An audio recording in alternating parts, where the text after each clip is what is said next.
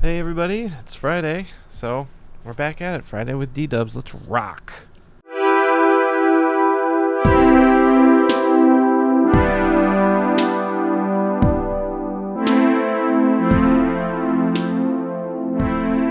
Okay, so I got the air conditioner going. Hopefully that's not too distracting, but I refuse to turn it off because I cannot stand hot studios. I put it off. It finally started getting a little warmer in Chicago, and I'm kind of a wimp when it comes to the heat. So here we are. Got the AC in, and I'm working way better now. I can work much longer hours when it's cooler. So here's some cool news. Got this sweet guitar. I've wanted a hollow body for a while, and here it is. It's an Ibanez Artcore AS93. It looks gorgeous. It was not too expensive. I wanted a Gibson hollow body, but they're like $1,800 for a used one, and I didn't want to spend that kind of money. So this one was like it was like $400.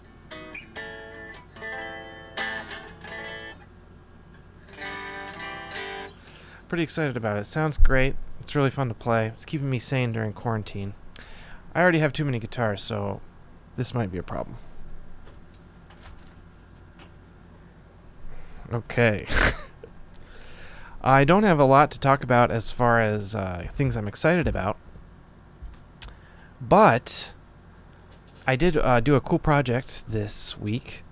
So there's a guy who is commissioning a bunch of different pro comic book artists to do a page recreation from the first issue of The Dark Knight Returns, and he asked me to do one, and so I'll show you.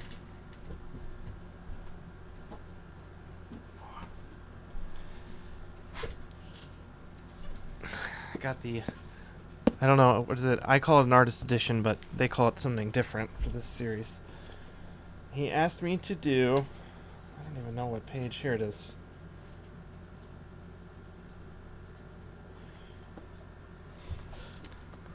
Oh, this one. Holy crap, this thing's huge.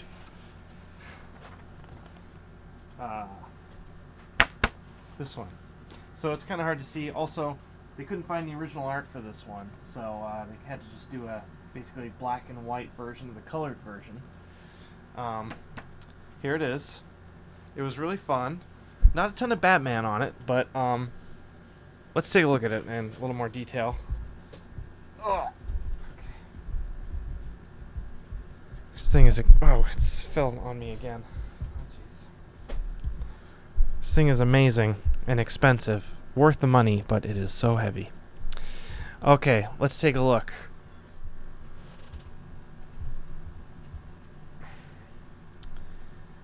So, here's the original page, and dang, this thing looks cool.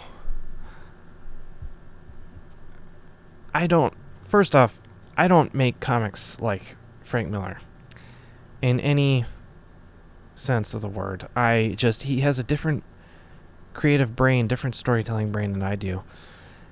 I take a lot of influence from manga, and I don't see that as much in Frank's storytelling. I definitely see it a bit, and more so than a lot of his peers, but I think maybe I take it to a new extreme. Who knows? But there's so much mood here, and intensity, and timing. Just incredible. I mean, we've all seen this page a million times, but I love how we don't actually see Batman at all on this page. It's really incredible. And I love how we can kind of tell, I kind of interpret it as the arcade lights going on and off, where the arcade lights are off, then they're on, and we see our protagonists in silhouette. Then they're off, maybe, and then they're back on, and then they're off, on, on. And I think that's really cool. So, just a cool thing, which, he's doing barely any work to show us that these lights are going on and off, but it's just fantastic. So, here's my version. And have a bit more. I had to add like his cowl because I just had to. So that's an artistic choice. I just looked so weird with. You guys think I'm flexing on Frank Miller here, but I just like really wanted to draw Batman's like poker things or his bat. I don't know what they're called, but. And I decided to go ahead and draw this arm. Just because I felt like it would still work. Silhouettes mostly, like, you can't really get away with doing anything different with silhouettes. Things are pretty much the same. Took a few liberties with this hand here, this arm. Something that always bothered me about this panel, but I wasn't sure that I should get rid of it, is this shape here, which Frank definitely does. I always thought that kind of got in the way of that panel, but oh well. Didn't want to stray too far. Now with these, this is on the board. I sketched this. I used a Ames guide to determine my lines, and I just made a bunch of lines. And then what you do is you basically like make a bunch of lines on like a crappy piece of paper with your Ames guide in pen. So you make the lines. And then you just put that piece of paper behind your Bristol board with a light box underneath that, so you can just draw without actually having to use the Ames guide on the board, which can get really messy with all the pencil lines and things. So I really like hand lettering. I'm not very good at it, but this is good practice. Sorry, I'm going to look at the camera. I'm looking at the camera. Here we go. All right. Back to it. Also took a few liberties with this hand. This hand stretches out a little farther. Just kind of taking things and putting my own spin on them. This is a really fun project. And, of course, if you haven't read The Dark Knight Returns, please read it. The artist edition is amazing if you can find it. It is very expensive, but it is so worth it. It's like reading a different book. But getting to experience all the things you love about it, but with a new flavor, if that makes sense. So that's all I have, because I'm really busy. I'm right up on Wonder Woman deadlines. I'm almost done with issue 4. I am excited to. I'm excited. I don't know what the next thing is. I have a lot of commissions to do after Wonder Woman, so. No big projects right after Wonder Woman. Still working on stuff. Nothing I can talk about, but I'm excited to share it, whatever it is. I'm thinking about doing another fan comic too. I have no idea. I'm just trying to recharge, because after an intense project like Wonder Woman, I kind of need to take a little bit of a break, maybe a month or two, and just draw some cool stuff like commissions. So I'll keep you updated. And we'll definitely take a look at how I piece together some commissions as well. Also, sorry there's not any other videos this week. I've just been so busy. So, also, I'm recording on Thursday because my wife's birthday is tomorrow on Friday. So, but still, I'm going to post up on Friday. So, happy birthday to Rachel, my wife. She's amazing. She's been hanging in there, taking care of our kiddo, Fiona, while all this craziness goes down. So, thank you, Rachel. Okay, so let's take some questions. I got a lot of comments on the YouTube page. Let's see.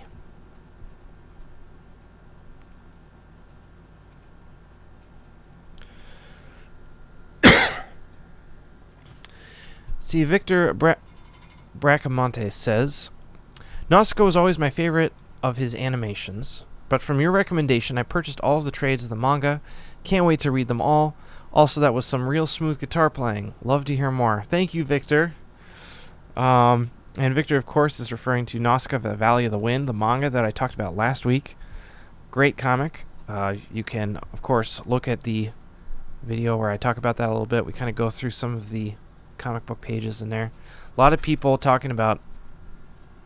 Bag of chips fell. A lot of people talking about how much they love Nausicaa, which is great. I feel like, there's so many people across the world, people from all over the world posting, just talking about how much they love Nausicaa. A lot of people saying they could see Nausicaa in my Extremity book, which is very correct. Extremity would not have existed without Nausicaa. That is 100% true. So, let's see. Dylan Huber says, now that you are doing a DC book, do you have any other plans or desires to do a Marvel book? What Marvel properties or characters would you like to fiddle with? Also, are you ever going to get Donny Cates to introduce you to Alan Moore? Well, I'll address the last question first. I will shamelessly use Donny to introduce me to Alan Moore if Alan Moore is like in the building or at a convention. Yes. So Donny, I fully expect that. Other than that, I do not expect an introduction. It would be really fun to meet Alan Moore, though. That's definitely would be crazy.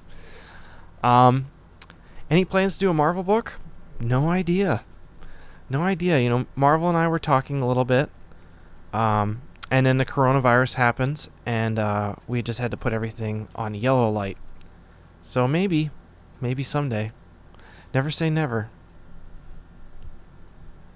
Let's see. Let's take a few more. Oh, somebody asked something specific about glasses, and now I'm trying to find it. Okay. Jim oh boy, I'm gonna get this right. Jim Glodkowski. I love that name. Says, love these. Any tips on how to draw a face wearing glasses? I always struggle to get the regular shapes of the lenses in perspective. Good question. So, let's go to the computer. So we have a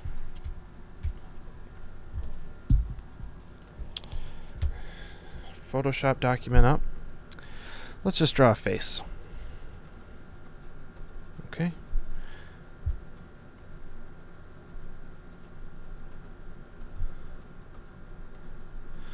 And let's say we want this person to have glasses.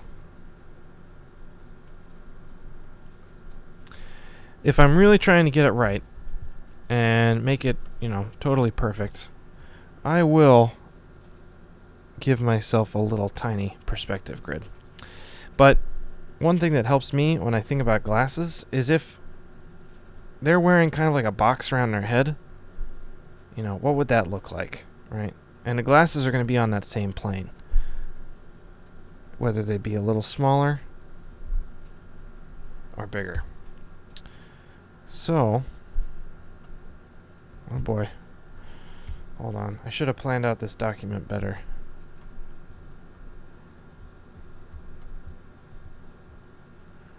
Okay.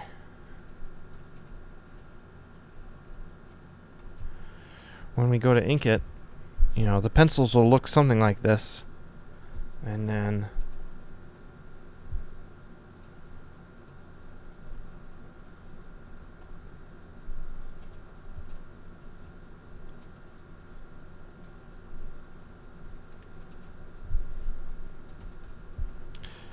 we'll have something like this. One thing that is tough about glasses is to make sure that both this lens and this lens are the same size, especially when they are in kind of an angle like this. One thing I like to do is to rotate the image, and you can spot any inconsistencies a lot easier. Another way to do this is if you just turn your phone off or turn the screen off and use it as a mirror. If you're just, doing it old school. Because I don't usually do things on the computer. This is just for, tutorial. This is also hard if you're drawing a face from straight on. But in that sense, I recommend that you treat it like another piece of the face. So, you know, giving yourself some parameters to operate in will really help. And we can also do this trick again where we rotate to see how it looks. Whoops. Hold on. Oh my gosh, I'll get it. I'm sorry. One more time. So we can see that now, this is easier for me to see that this one just needs to be a little bigger. One thing that I recommend against is, unless you're doing an extreme close-up, I personally do not think it's necessary to do glasses like this, where you actually have some sort of line. Unless the glasses are specifically supposed to look like that and supposed to be like really crazy, I think that any style of glasses, the simpler, the better. Maybe a little thicker, but it's kind of goes along the same lines of, like, you know, you don't want to like over render the eyebrows. At least that's my opinion. I never like to draw characters with like too much eyebrow going on. Like, eyebrows should be confident. And you know, I don't like it when eyebrows look too worked over. And the thing that's challenging about eyebrows is when you have a character that has eyebrows that are silver or, you know, blonde. I'll just make the eyebrow thinner if they're light-haired, rather than over-render. I learned that the hard way through Murder Falcon. You can look at the way that I drew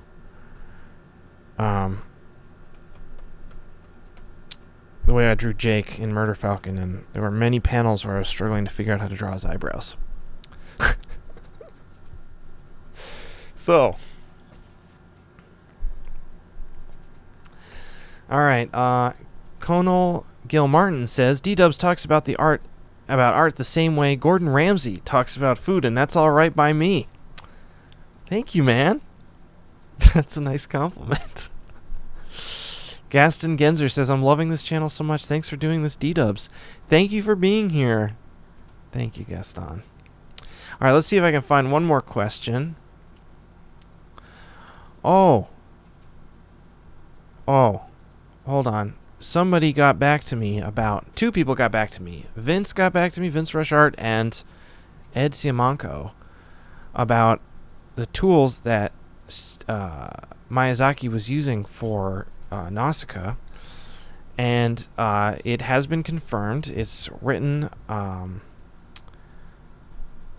yes, so it's written on the site that Vince posted on the comments of the last video. Also, Ed sent me a screenshot, which I'll post. Ed Siamanko, good buddy, of the art book of Nausicaa, and it says that like 99% of Valley of the Wind was all done in pencil, and then they would just burn the heck out of the pencils in Photoshop or some sort of whatever technology they had at the time. So that's awesome. I wasn't wrong. Thank you for backing me up, guys. Let's see. I hope the AC isn't bothering anybody too much.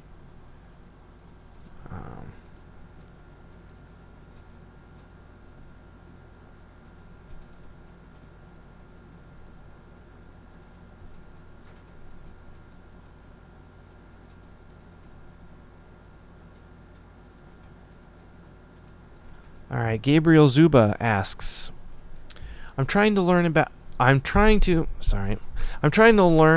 alone because I don't have money to pay for classes, but with the internet I have access to many teaching videos, but I end up getting lost where to start. Would it be better anatomy, perspective, or composition?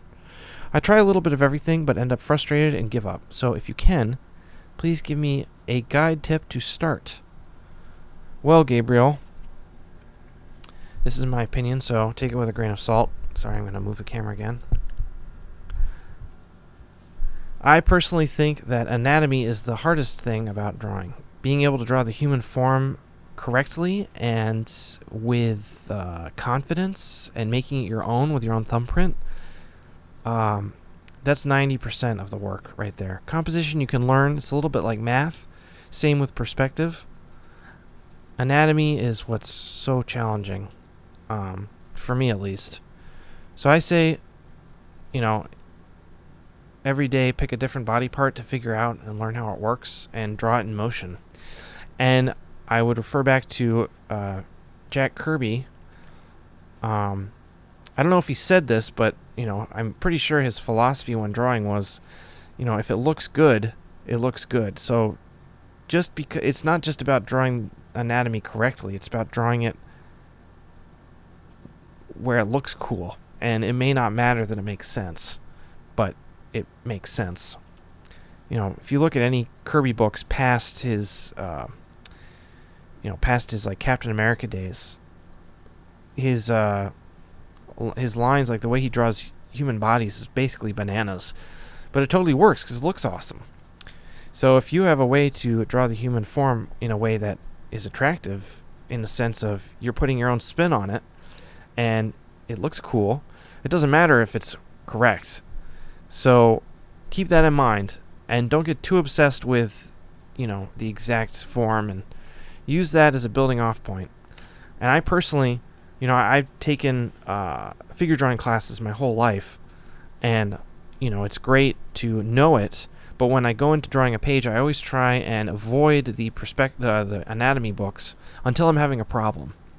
And then when something isn't working, then I start going to the anatomy books and figuring out how something actually works. So, but if you're just teaching yourself, anatomy in general and just trying to make that a skill, I would say if you're able to, go to anatomy classes. If you're not, obviously now this is craziness. It's almost impossible to do that. But every day find some. There's anatomy models online where you can totally. There's so many resources online. So check those out and draw. I don't know. I'd say do at least 10 a day, maybe 5 to 10 minutes each if you can. That will help. Okay, that's it. I'm sorry I don't have more time. I am off to do more work, and thank you so much for the support. Can't wait to hang out with everybody someday at a convention, or I don't know. But for wherever the world is, I will be here next Friday answering questions. If you have any questions, leave them below. And that's all, I guess. Take care. See you soon.